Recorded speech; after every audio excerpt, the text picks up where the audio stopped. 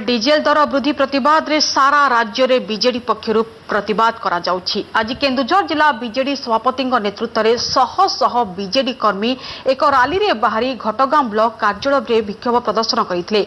अशोधित तैल दर कमिबा सत्वे petrol diesel दर वृद्धि नहीं केंद्र सरकार को दायी करिछि बीजेडी।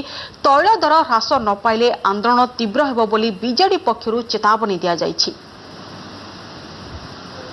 जानिछंती आंतर्जातिक बजार अशोधित तैल दर मूल्य ह्रास घटी मोदी सरकार तैल दर ह्रास करूनांती। गत 17 दिन धरी तैल दर कर्णाटक निर्वाचन पर प्रत्येक दिन वृद्धि घटी। चाषर समय एवं चाषी डीजेल उपर निर्भरशील चाषी मेरुदंड भांगुची एवं विशेषकर उत्पाद शुल्क 9 थर वृद्धि करी तैल दर को अहेतुक वृद्धि घटाई। ए समस्त को प्रत्याहार करी चाषी कूल को विशेषकर जनसाधारण को न्याय देवाई तैल दर ह्रास करने सपक्ष में विजु जनता दल ए समावेश आयोजन करिछि।